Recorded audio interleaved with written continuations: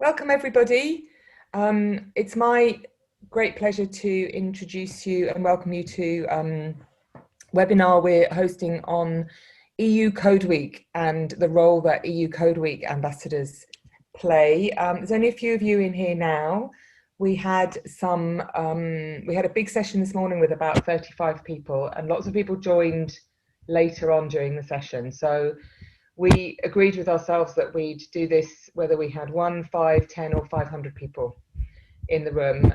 So we encourage you to participate and join in. At least when it's a small room, we can enable a lot of participation with everybody.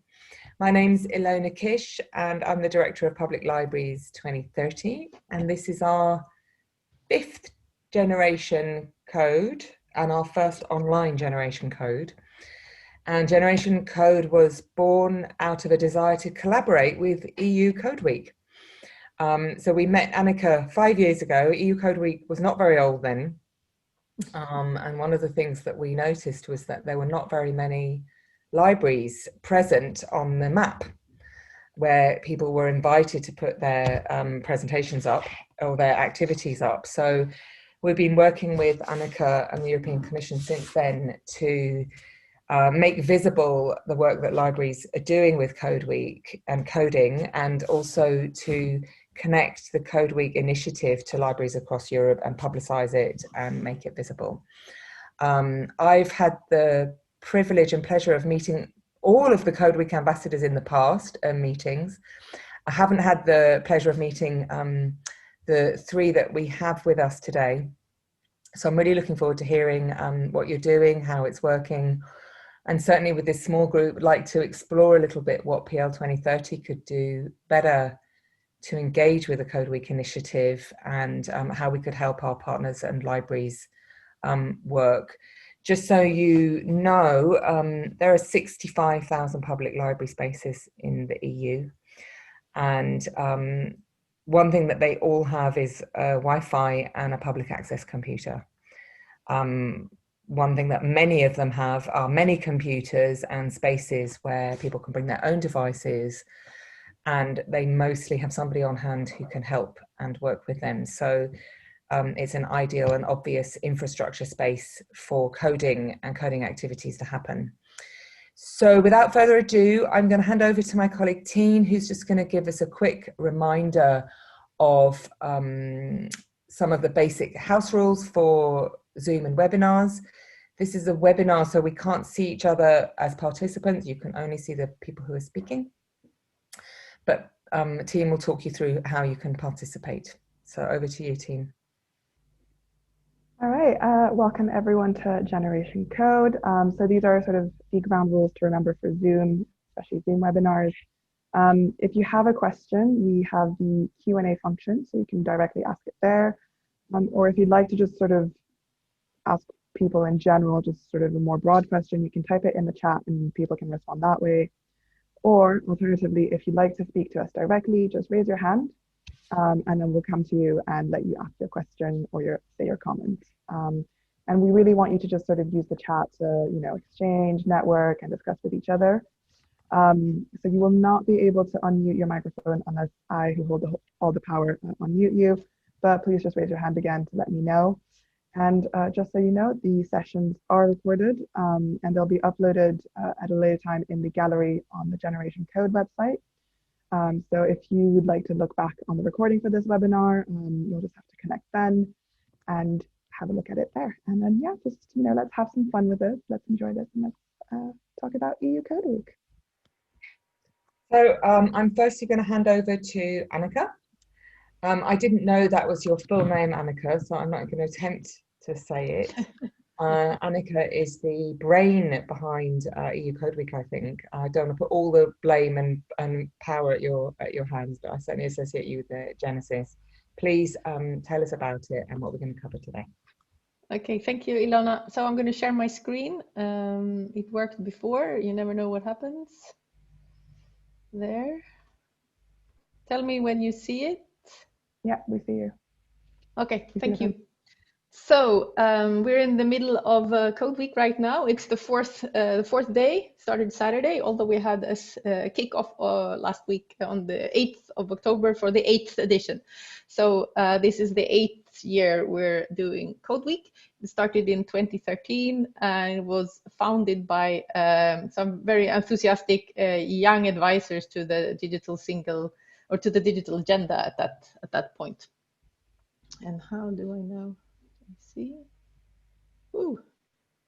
So this is our home, the website. It's a grassroots initiative, which is very important to understand. So you're going to later on meet some of our ambassadors that volunteer their time for this initiative. We have tried to gather all the information about Code Week and a lot of coding resources and tutorials and everything on our website, which is available in 29 languages. So that's all the EU languages plus the Western Balkan languages plus Turkish. So you change the language up where it says EN now, and there is a little bubble where it says 29 languages. That's where you change the language if it doesn't automatically put it to the language in the country where you are. No. Okay, so apart from the ambassadors, we have built the last couple of years a strong network with the education ministries. So we have coordinators in the education ministries, and we also have networks of leading teachers. So this is kind of the landscape of the Code Week. And then on top of this, of course, we have thousands and thousands and thousands of mostly teachers, but also librarians or parents or NGOs or companies who organize activities. We were small in the beginning. We only had, I think, 30,000 participants the first year. And last year we had 4.2 million participants in over 80 countries. And there were over 70,000 activities organized. So basically, the ambassadors, of course, you will hear later what they do, but they don't organize all these 72,000 activities. It's really a grassroots initiative. It's a lot of activities go on in schools. I think 90% of the activities last year took place in schools, but it's really up to everyone to put their activity on our map on the website. And you can also classify yourself as a library. We have added that a couple of years ago. So when you choose your organization. So we have learning and teaching resources. So we don't host them on our website. We try to be like a one-stop shop without having the books in our library. We have links to where they come from. We also have tutorials, which we call learning bits and lesson plans. And this can, of course, I mean, the language is made for schools, but there is absolutely nothing against a library using this. And if you don't have any experience, to go in and look at these tutorials. We also developed during the spring when there was the lockdown and many people had to stay at home. We launched a series of coding at home videos, which you can watch the video and then you can do like an unplugged game. So even if you don't have, well, you will have to watch the video online, but then if you don't have a computer, you can play these games, and they train computational thinking and coding, but without a computer. I think we even have 3 more now online as of yesterday. We also have a course that was launched in September. It's open until the 20th October. It takes 25 hours more or less to complete. We have over 3,000 people registered, and this is an online course, a MOOC, that tries to give the basics of computational thinking. It goes through what is coding, why should you code, unplugged activities. It goes through the visual, base and the basic, the visual and the text-based programming languages. There are also a lot on robotics and making and app development, and then coding for all subjects. Once again, this is open really to everyone. It's free of charge. And if one doesn't know anything about coding, it's an excellent course to take if you're a parent or wherever you work. You get badges and certificates and stuff. So if you already are involved in Code Week, this is a challenge we have. It's called Code Week for All. And the idea is that you link your activity with at least 9 other activity organizers. So I can imagine that in your context, there are many of you librarians that know each other. So if you link your activities, you get a code when you register your activity. You will, all of you who are in this alliance, let's say, get a certificate of excellence. And it's very popular. People share it a lot. This year, because of COVID, we have launched a new featured activities calendar. I've just highlighted some activities that I took there. All these activities are open to the public. They're online and they're free of charge.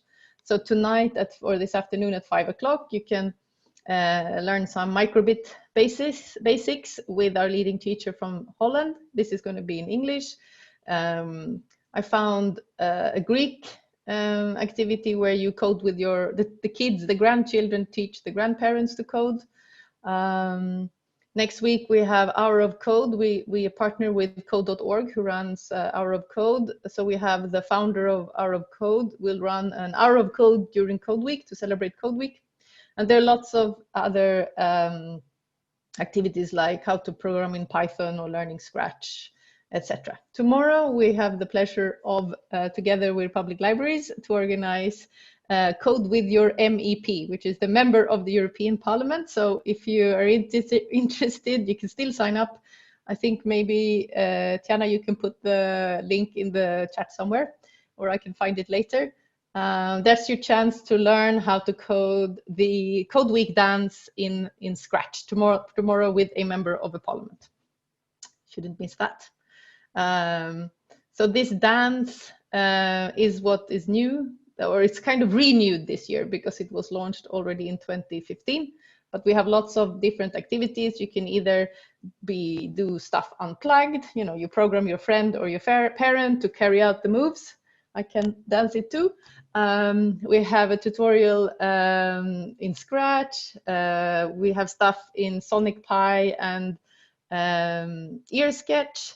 And then we have a very fun challenge where you can win these beautiful t-shirts that are orange. You can stand up a bit. Whoop. Yes, or pins or shop bags. It's a challenge on Instagram. So you record either yourself dancing or your friends dancing or your class dancing or your club dancing, your pet or your robot or your Scratch project. And you share it on Instagram in your story. The instructions are there. You need to mention at codeweek.eu and have the hashtag CodeWeekDance. And we have daily winners for that. And we are all over social media. You can follow us on these channels, let's say. The newest one is LinkedIn and Instagram, but on Facebook we're quite good. I'll keep that one. That's all I have to say. I'm sure the ambassadors will fill in if I have missed something. Also, if there are questions, please put them in the chat. Thank you. Thank you so much, Annika. And I just put in the chat that maybe you could just quickly introduce yourself on the chat. We have this morning where we obviously don't have time to go around and hear who everybody is, but it's really nice for us to know who's here. I recognize some of the names, but not all of them.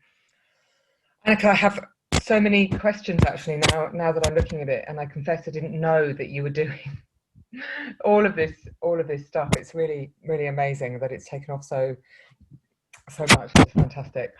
I'm going to save some of my questions for later, and we're going to go back and we're just going to have a deep dive in with 3 Code Week ambassadors and hear what their experiences are, what their role is, who are they, and their honest experience of engaging with public libraries. Is this something that's working, not working? Is it something you'd like to see more of? So that's really, really the kind of quick focus for us now. I'm going to start with Ellen, who's in Switzerland. Great, thank you so much. Hello, everyone. It's wonderful to be here. Thank you very much for organizing and taking care of all of this. I'm so grateful to be here. So I'm speaking to you from Geneva, Switzerland. I am one of the Code Week ambassadors for Switzerland, starting this year, so it's new for me. So my name is Ellen Walker. I am the founder of a nonprofit association based here in Geneva, which is called Rights Tech Women. And we work on empowering and advancing girls and women in the fields of science, technology, engineering, and math. So why did I create that nonprofit with others? Because of how important I think that learning programming is and learning coding is for jobs today and in the future. So especially for women who are really underrepresented in technology, globally actually, it's mostly a problem everywhere. I thought to do anything on gender equality, this is really the topic I want to dive into. So I did that, and I'm actually a human rights lawyer by background, but now I also consider myself a tech learner because of how much I also need technology in my own human rights work. So basically here in Geneva, I saw an opportunity to bring human rights together with technology. So we have started doing coding workshops, and like you might guess from our name, we focus on girls and women. So we started to participate in EU Code Week already in 2018. Our very new organization partnered up with a couple of other organizations. One is the Cern Micro Club, so a sort of science outreach club of Cern, which probably most of you have heard about, the nuclear research organization based here in Geneva and France. So we worked together with the Cern Micro Club and a local university called APIA and Cern Women in Technology. They have a community there at Cern of women who are working in technology. So we all partnered up and we offered a day of coding for girls here where they can come in and learn programming and try programming robots and get their hands on, really trying out something fun. So that's what we started in 2018. I'm going to show you a couple of pictures from a couple of those workshops. It's really fun. So let's share this. And I hope that you'll be able to see it. Let's see. So there's our, this is us. Can you see that? Excellent, okay. So basically here's one we did last year. Just kind of gives you a sense of how we get girls together. We basically create activities for them to do together with coaches. Also, one of the good practices that we like to do is we make sure to train a lot of female coaches as well, so that the girls who come and participate in these workshops, which are free, to make sure that they have female role models, so that they can really connect with somebody who kind of looks like them, who's doing programming. So we train female coaches ahead of those trainings, which is another, I'd say, a good practice we'd like to share. So basically then we bring girls together, they choose different workshops, and we do them in English and in French. So that's fun for everybody and more accessible. So here's one we did with working with one of our partners, the Poppy Ergo Junior robot out of Generation Robots, based in France, out of sort of connected with INRIA. They have given us robots, which we use in our trainings, and we love them. They're a lot of fun.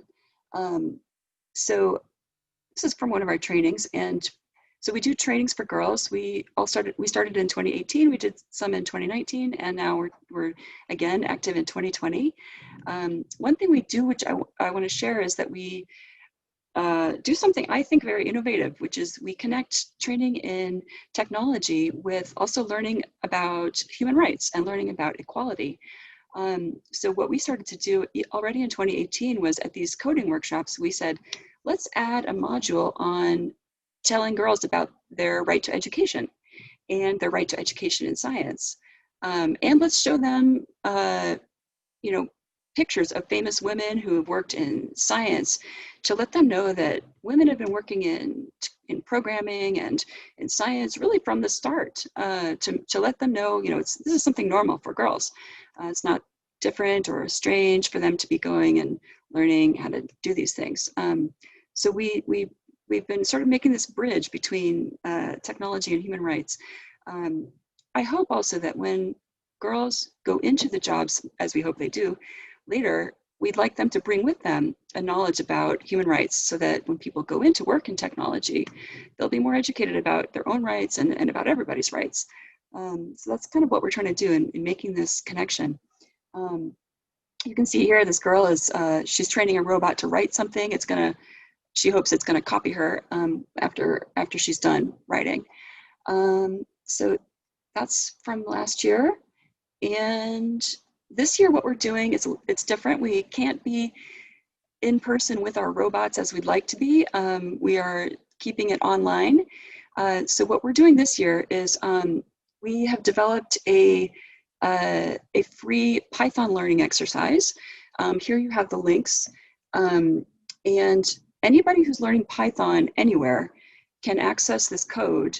And what it is it's an activity for them to try. Sorry, Python, probably most of you know, but Python is a programming language. One of the different languages you can learn when you start. A lot of people like to start with that one because it's, I guess, pretty easy to learn. I'm actually learning it, so it's doable. So with this Python activity, we developed some content for exercises that girls can use, or actually anybody can use, male or female, to practice an area of learning that they're learning about in Python. So basically, they can practice this one exercise in Python, which is called dictionaries. You know, like you can make a dictionary to keep track of information in Python. And what we have inside the dictionary is all kinds of information about famous women in science and technology. And what we did, especially for the libraries, is that we included with the exercise some follow-up activities for people who take the activity to go to their library and research and find out more about a particular woman that they thought was interesting in the activity that they came across. Or if, you know, maybe there's a word that they didn't know yet, like, oh, it's a kind of job they hadn't heard about yet. So we're including activities in this that people can follow up. And, you know, again, boys and girls both, they can take this activity. So it's on GitHub. Anybody can use the library, and we encourage people to check it out and have fun. Right now, it's in a Jupyter notebook. So we're also going to train teachers in Switzerland on this activity. We're going to have an online event similar to this. I hope it works as well. And we will basically show the teachers in Switzerland this activity. Because this year is a little different in terms of the pandemic, we're encouraging everyone to roll with it and do an activity even up until the deadline, which is in December. So we really encourage people to try this out. Even up until the end of December, they can take part in EU Code Week this year. Basically, that's about it. And we will also run this event ourselves for Girls in Switzerland in November. And we will keep track of how many girls and teachers we hope who are female are participating in Switzerland with a survey. So that's it. So you can find more information there on our website and in our video. Thank you so much. Thank you so much. I know that Tine mentioned we're recording this, so we will have that, but I might ask you to send us the presentation separately so we can forward it to the Swiss colleagues as well. Absolutely. Yes, with pleasure. We have a structural partnership with Greenlight for Girls with Generation Code, and we do quite a lot of girls coding activities with them as well. So that sounds amazing. Really like that. Great. I can't see the whole, yes I can, there we go. I'm going to now ask if I can just jump quickly to Mademoiselle Sharma, who's in Luxembourg, and perhaps you can tell us a little bit who you are and what you're doing for Code Week in Luxembourg? Sure. I'll quickly share my screen as well so you can see what I'm talking about. So hi everyone, I'm Code Week Ambassador for Luxembourg. This is a voluntary role like Anika mentioned. So apart from this, I also run a non-profit organization through which we want to create problem solvers of the future. And one of the tools we use is coding. So that's what I do as well. I also happen to be the EU Robotics National Coordinator for Luxembourg. So when we talk about coding, we're always talking about both robotics and coding. And you can see the scoreboard, which I very proudly put up here because our little Luxembourg is at number 3 right now in terms of the number of coding activities that we've been able to organize this year. So EU Code Week 2020 is big. A lot of people are going to remember this for the pandemic, but in Luxembourg, we're going to remember this for the year when we were able to take coding to a completely new level. So this year we have introduced it in schools. We had a press conference yesterday with the education minister, and EU Code Week this year is going to be really big. So out of all the things that we're going to be doing, specifically for libraries, I wanted to today talk about just 2 of them, which could be useful for adoption in the public libraries space. So part of the initiative in Luxembourg is to distribute these starter kits, which you're seeing on the screen within schools. And the starter kits include little Ozo bots, they include little robots. They also include a booklet of activities which can be done unplugged, which means those which don't require a screen or don't require a computer for people to work with. And they are like lesson plans which can be adopted and learned across libraries, for example. So this is a kit which we are distributing in schools, but I think it is possible to extend this in libraries. So I wanted to talk about this one. The other thing is the unplugged activity booklet that we have is written in German. So in case you all would like to have this in your country, the German speaking countries, we would be very happy to share this with you. So this is one which I think is significant for libraries. The next one, next activity that I want to talk about is involving of families. That goes very well with libraries as well, because that's a place where it's something that you can do, with the family. So there are a lot of events organized.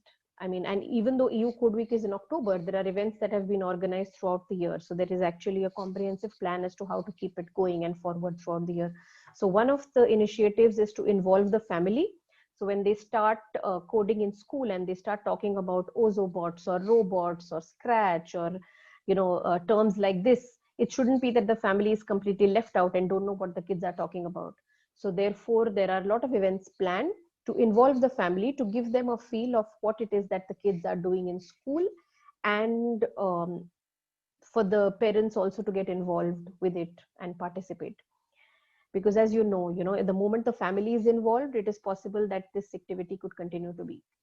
So these are the 2 initiatives that I wanted to actually talk about in this, and I would be very happy to answer any questions that you have. That's fantastic. I think I'm going to put a challenge down to Annika to say, can we have a starter kit in 29 languages that we could deliver to all of the libraries next year, please? That's sure, if you find us a sponsor, that would be great. Right? It's just fantastic. I love that. That's the way to kickstart it. Yes. I'm conscious of time, so I want to jump to Nora and just hear a little bit. Germany, very different scale of country, differently organized in many, many ways. And I think it's just something, for us to remember and understand that you're all independent. This is a non-remunerated role, and that, you all have very different profiles and different ways of working. So it's really interesting for us to hear. So please, Nora. Yes, hi, and thank you for having me. A warm welcome from Berlin, and I envy you, Madame Alti, because you're so high on the scoreboard, and I would very much like to have the German manual, of course. Now I remember that I wanted to ask you about it. Yes, I'm Nora, and I also work for a digital education initiative here in Berlin. And together with my colleague Matthias, we're the coordinators for Germany. And Germany, as you all know, is a big country. So this year we had the idea to split up into regional teams. So we have the support of regional teams. And one of the teams that we've worked with for a long time is our colleagues in Hamburg. And I'm sorry I didn't prepare a presentation. You did your homework very well, and I didn't have time. But I'll share my screen because I wanted to show you a video of what they were doing in Hamburg. I think I can do it like this. Let me see. Oh no, I'm in the wrong video. I'm sorry. Let me just check and try again, because the past years we had a big opening ceremony in Hamburg, and they produced a very nice video that I wanted to show you. Let me just check here. There we go.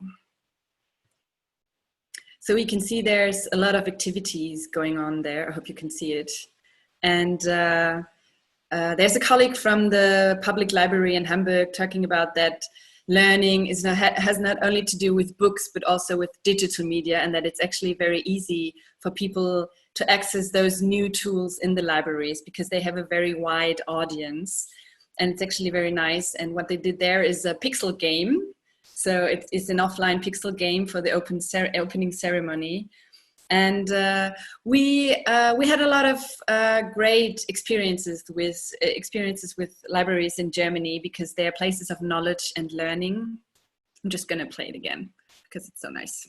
They can see. And the people working there, the librarians, are usually very open to trying out new things. And since 2017, Bücherhallen, which is the public libraries of Hamburg, are the place for the opening ceremony with a lot of coding and tinkering.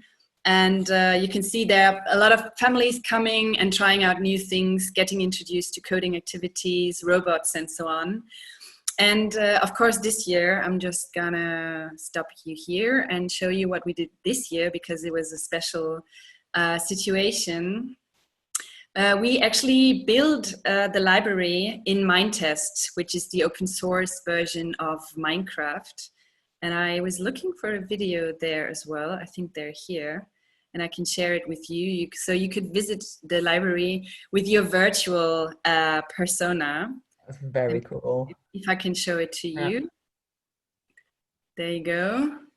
So this was on Saturday. And you can see the U-Bahn, like the tube in Hamburg, and you're in main station and entering the library. There's a welcoming desk. People getting very excited about everything. And we have a lot of initiatives in Hamburg who are participating because it's been on for so many years now. And they could build their own houses where they could present what they are doing during this year's very special Code Week. Mm-hmm. And you can, as of now, I think you can still enter this Minetest world and check out the initiatives and see what they are doing and talk to people from Hamburg about what they are doing, mm-hmm. which is actually very nice. And I think it's a very special thing that we had for the opening ceremony this year. Amazing. And I can easily put you in touch with the colleagues in Hamburg who organized it. So if you're interested in maybe doing a similar thing, maybe not in that a big dimension, but you can also scale a bit smaller. But it's very interesting, and it was very, very nice party going on there. So this is one thing that I wanted to present to you. And then the company that I work for actually only this year did a lot of workshops with librarians from public libraries here in Berlin. Mm-hmm. And I can also share with you what we did there. It was, we were co-creating workshops for librarians in the public libraries. So we trained them how to use digital tools like Scratch. We heard about this one before. That's a visual programming language. And CoSpaces, which is a VR learning environment. And also we work with microcontrollers. And the thing is, we started in the beginning of this year, and we had one initial meeting and then everything was locked down. So we just put the program online. And we were actually quite fond of what we did until now, because the librarians were very eager to learn and to work with those tools that they got and to adapt it to what they are actually doing in the libraries. So we set up a workshop of best practices. Let me see. I have some examples here. I always have to switch my tabs so I can show you. There you go. So we created workshop. I think this is a workshop for very small children with Scratch Juniors that works without reading or writing competences. And with the librarians, we developed those workshops for different target groups. So from an early age, starting with Scratch Junior, but also for teenagers and also for the librarians themselves. And they adapted a workshop program for reading and writing skills, but also about researching information on the internet and offline. And we have a very good documentation of that in German. So this, as you can see here, is the Scratch Junior workshop. And I can also switch, I think, to, can you see the difference now? No, can you see a different picture here? That's a Scratch workshop. And this is for the older ones. Yeah, we can see that, yeah. All right. And there we have the VR workshop. That's about gathering information on the internet. And yeah, well, so they developed video tutorials, those learning cards, and also workshop schedules so that they can teach other librarians how to use those workshops and best practices. And what we are actually looking for is we want to participate and apply for the Erasmus Plus call on digital education and creativity. So we are still looking for partner libraries in Europe. Because we wanted to bring that program to a European audience, so translate it in local languages and produce more videos and more tutorials. Because our experience is that libraries are actually very open to digital education, and they don't have a strict curriculum as in schools, for example. So it's very, very nice to work in this open environment. And yeah, so we would like to partner with libraries from all over Europe for this call, which ends in only 2 weeks. So it's pretty urgent. So you can, if you want to join us, you can contact me. I'll just stop here, and I'll put my name and email address in the chat so that you can get in touch. And I would very much like to yeah, get in touch with libraries from all over Europe so that we can join together. Thank you so much, Nora. I see in the chat that we have Hannelore Vught from Cologne Public Libraries, who's the director there. So if you're not doing stuff with her in Cologne, you should be, because they're fantastic. Yes. And we work a lot with Berlin as well. So they're like our two partner cities, really, we work with in Germany, Berlin and Cologne, which, you know, are both amazing in many different ways. Yeah, really interesting, really interesting. Yeah, just, it's, you know, it just shows how when it's, yeah, I can just kind of see how it's really taken off and how you can bring it online in an interesting way during the pandemic. That's an interesting challenge for us as well, and many libraries have had that challenge. I think what's coming to my mind also came out in the session this morning as well is, you know, of course, libraries has been a very difficult year for libraries. Many libraries have had to close for extended periods. There's been some really challenging conversations about what the online capacity was of the library. You know, I feel that one of the very important aspects of a library is the in-person quality, which, you know, maybe 20 years ago we were all saying, get online in your library, and now it's come offline in your library and meet people and interact and exchange in different ways. And I think that that's been something that we've been challenged with. And what I'm thinking about in this session is, and I'm thinking about, you know, the meetings we've had in the past with the ambassadors, is that I would love to be able to connect you and talk with you offline about how we can engage more libraries. It's not so much in coding, because a lot's happening, but connect them up with each other, because there's so many interesting things going on and there's so much good stuff out there. How can we have a kind of curated space that really speaks to what libraries are doing, and that you guys can really find the people you need to at the moment, or that they can find you? Because I still think Code Week is not so visible for the library world in particular. I see that Joanna's joined us. I'm conscious of time here as well. We're running out of time for the year.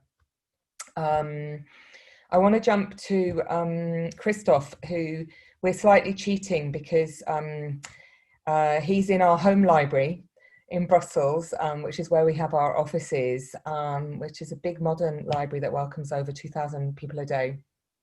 And we see firsthand some of the stuff that's going on, and they're doing some really interesting stuff. And we thought it might be interesting for you just to hear about a little program that they're running. And also maybe Christoph, a sort of honest, I'm going to put you on the spot here, but kind of like an honest response in terms of, you know, how could being involved in Code Week help add to what you're doing? Or, you know, how, you know, this is something came up this morning as well, is where are the fora for librarians to connect with each other on digital stuff? Where are they learning from each other? You know, or do you have to make it all up for yourself all the time? You know, or, you know, other Flemish libraries, you know, so there's a lot of bundle in there, you know, but tell us what you're working on, and maybe just think about some of those connectivity things. I think that before you knew us, you didn't know Code Week, right? No, indeed, I have to admit. Yeah, yeah, I did a lot of research on my own. I don't know really the connections between other libraries and stuff. Mm-hmm. I'll just share my screen.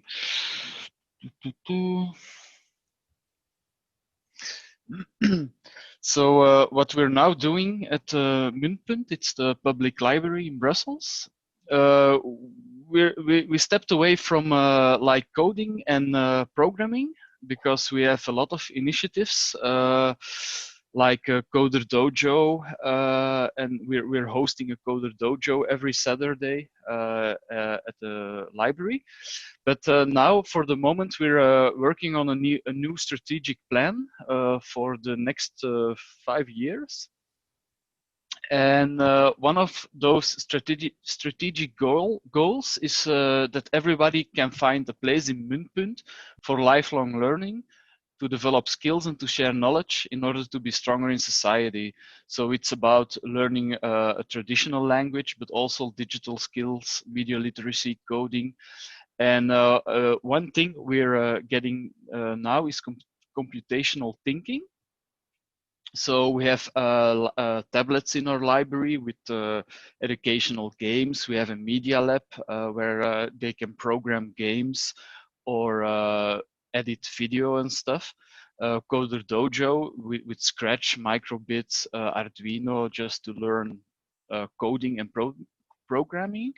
But what I would like to talk about is computational thinking, because it's not quite the same as coding and programming. It goes beyond that. It's less a technical skill, but like a kind of a mindset. So they asked me, I work for the IT department at Muntpunt. So they asked me, can you make a program for computational thinking?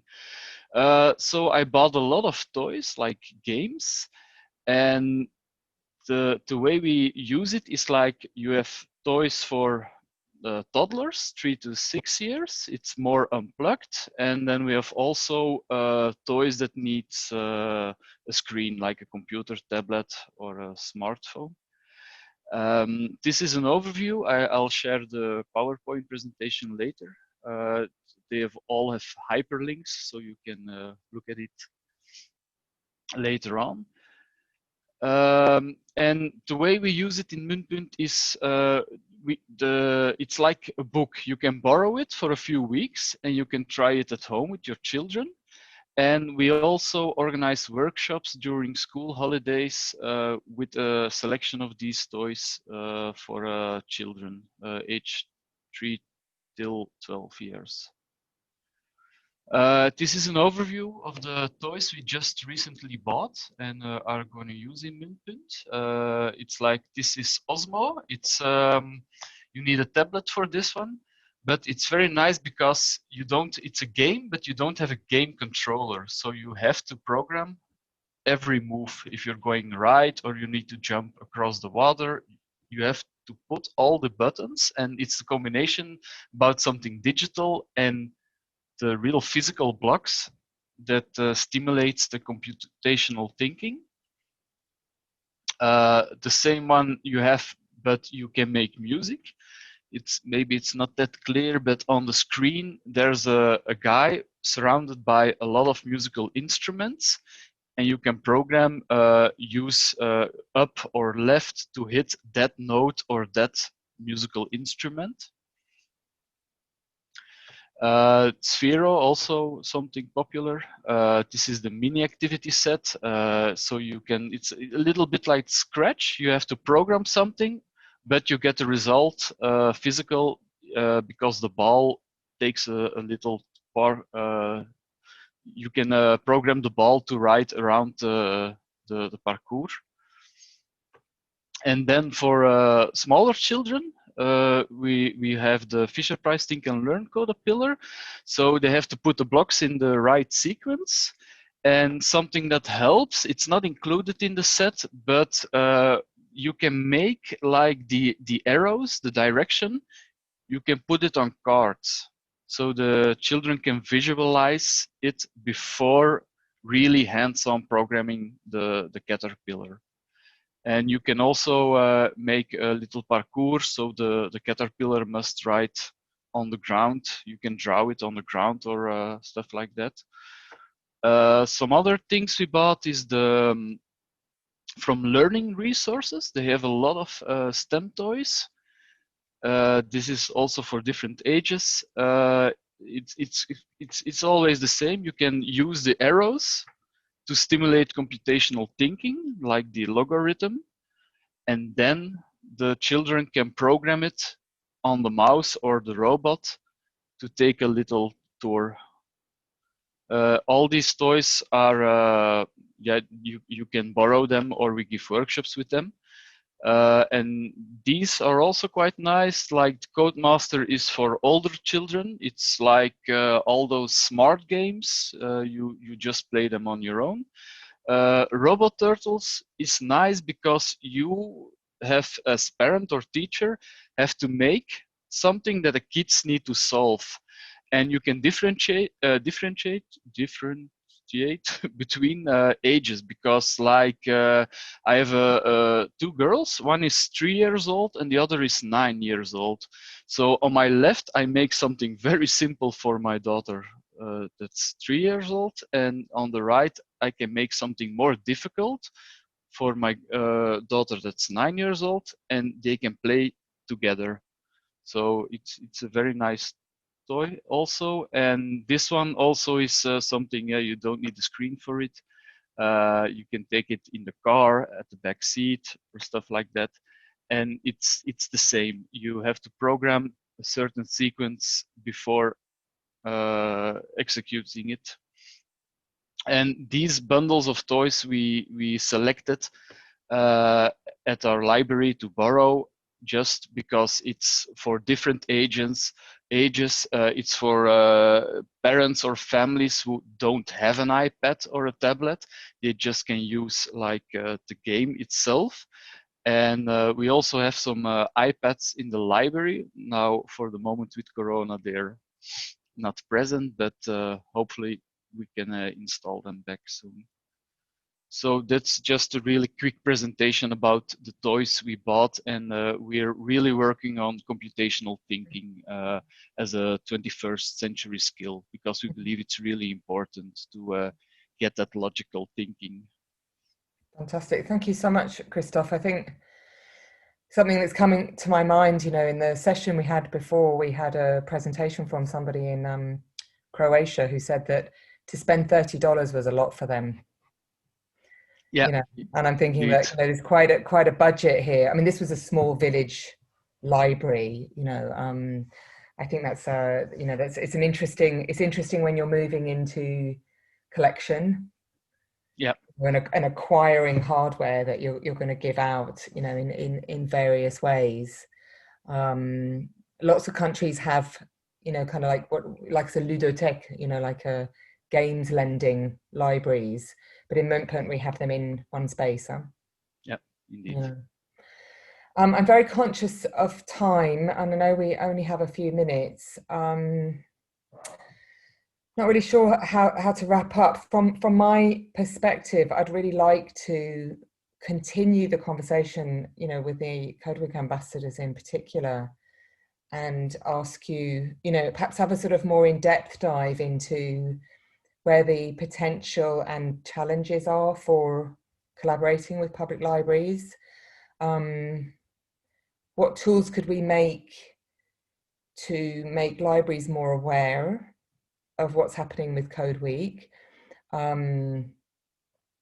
What's the value add for the libraries to get involved? I think when we started 5-6 years ago, you know, we sometimes struggled with saying, well, you'll add yourself onto this map of activities. And they'll say, well, okay, great. What does that bring me? You know, like I'm visible, then what? You know, but I think the kind of collaborations like that you've shown, Nora, for example, with Hamburg and what you're doing, you know, what all of you are doing with some library specific stuff.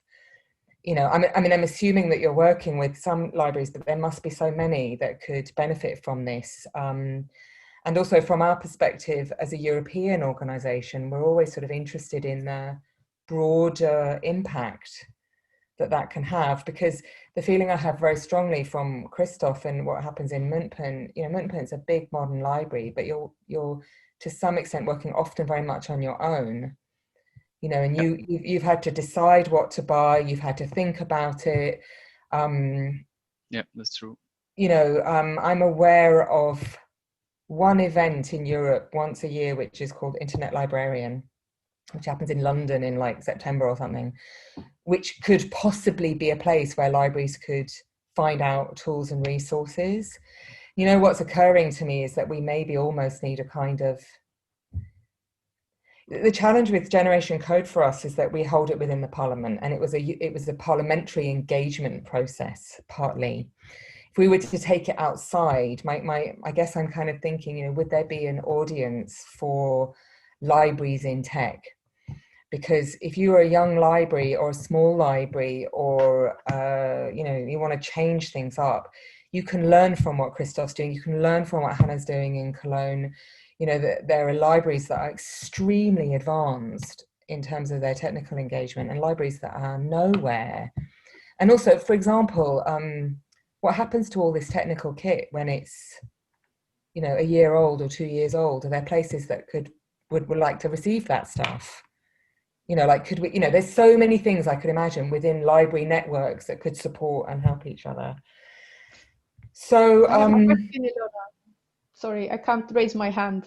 Yeah, I can't see you anymore, no, but yes, do jump. I was gonna pass the last word to you, Annika, actually, and definitely ask if we could have an offline connect before the end of the year, not just with you, Annika, but with perhaps with you guys as well. Just to kind of think, well, when Code Week's over, just kind of have a bit of a brainstorm on, you know, thinking about what we might do next year to connect up these initiatives better from the library perspective. There are many things we can maybe learn from what has happened with the teachers we have, for example, have a teachers Facebook group with 13,000 teachers that they basically run it by themselves. They're very active. I can imagine that's if there is interest from librarians because it's an easy way to share information and share projects, and that's what they do in this group. So I think there are possibilities to explore if there is interest. This group took off by itself, basically.